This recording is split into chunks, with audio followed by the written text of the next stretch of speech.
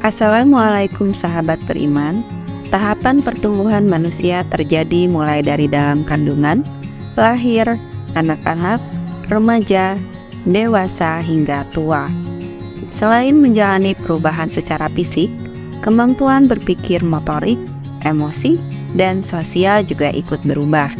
Hal ini terbagi ke dalam beberapa tahapan yang terus berlanjut hingga manusia tutup usia.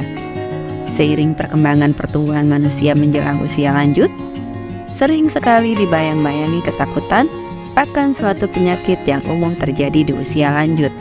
Pikun, salah satu istilah yang sudah tidak asing, identik dengan seiring bertambahnya usia manusia. Tentu saja, jika boleh memilih, kita tidak ingin penyakit ini hinggap dalam diri kita. Lalu, bagaimanakah caranya kita terhindar dari penyakit pikun? Ustadz Nandang Burhanuddin bersama Ataqi Ruqyah Center akan menjelaskan bagaimana cara ruqyah untuk menghindarkan dari penyakit pikun. Selamat menyaksikan. Bismillahirrahmanirrahim. Assalamualaikum warahmatullahi wabarakatuh. Kembali bersama Nandang Burhanuddin Ataqi Ruqyah Center.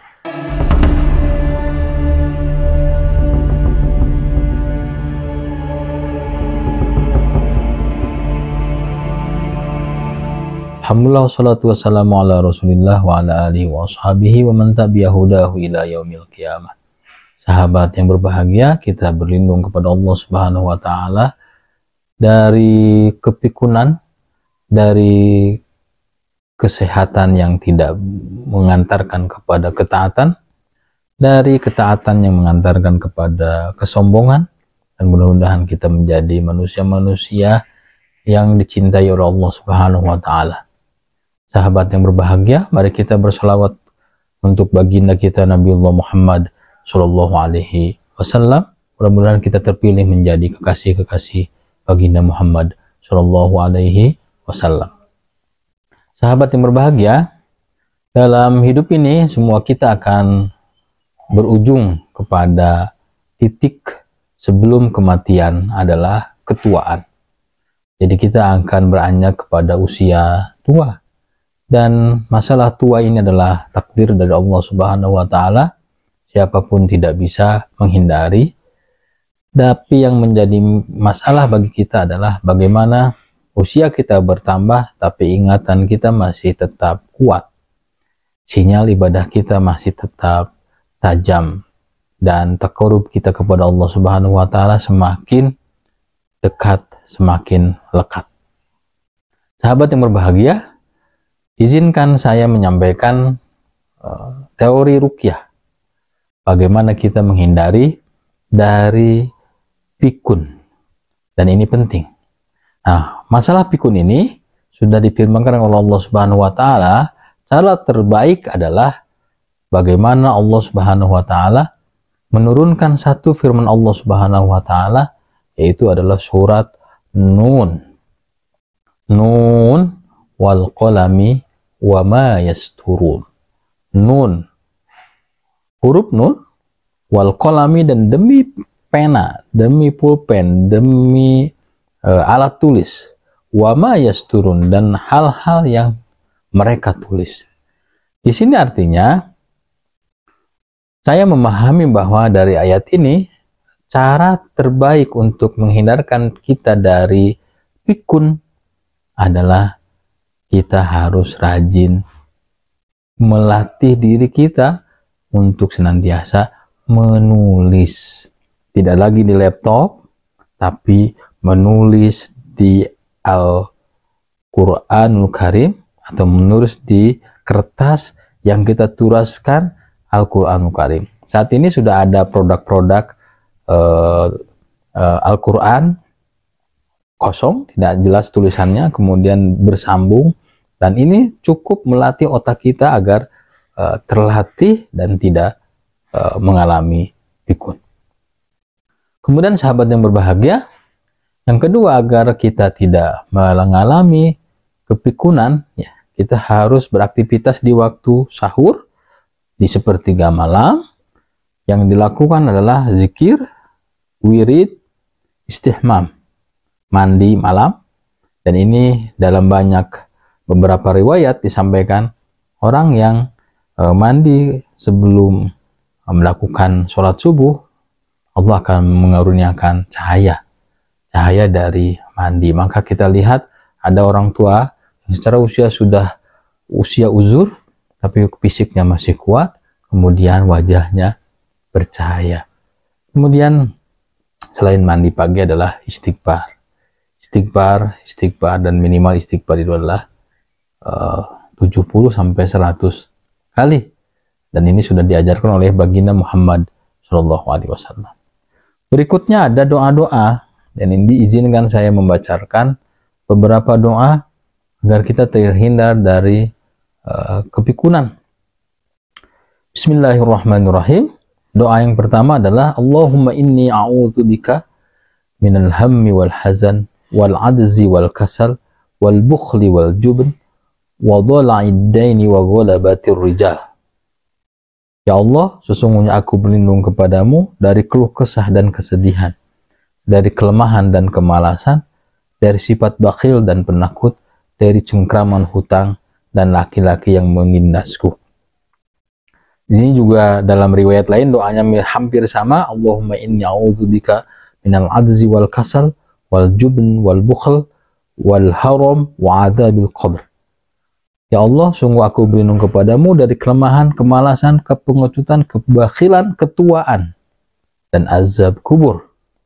Lalu kita berdoa, Allahumma ati nafsi taqwaha wa zakkiha anta khairu man zakkaha anta waliyuha wa maulaha. Allahumma inni a'udzubika min ilmin la yanfa' wa min qalbin la yakhsha wa min nafsin la tashba' wa min da'watin la yustajabu laha. Ya Allah, karuniakan kepada kami jiwa ketakwaan, sucikan ia, Engkau adalah sebaik-baik yang mensucikan jiwa itu, Engkau adalah penolong dan pemiliknya. Ya Allah, sungguh aku berlindung kepadamu dari ilmu yang tidak bermanfaat, hati yang tidak khusyuk, jiwa yang tidak pernah kenyang, dan doa yang tiada dikabulkan. Ya.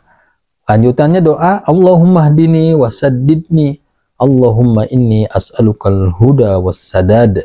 Ya Allah, karuniakan kepada hamba petunjuk dan arahan yang benar. Ya Allah, sesungguhnya hamba memohon kepadamu petunjuk dan ketepatan.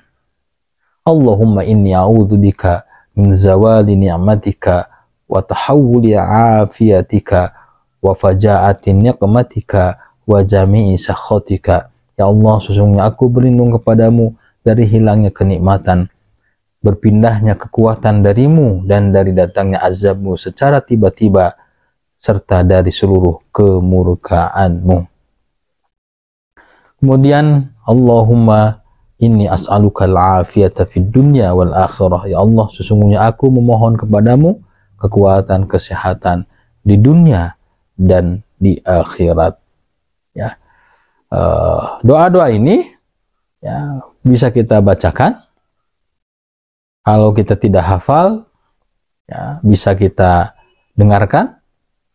Tapi yang paling penting adalah bagaimana kita sebagai orang yang sudah tua, atau kepada ibu-ibu apa yang sudah tua dan tidak punya aktivitas lagi selain aktivitas mengasuh anak cucu atau menunggui rumah, maka gunakan waktu untuk latihan menulis.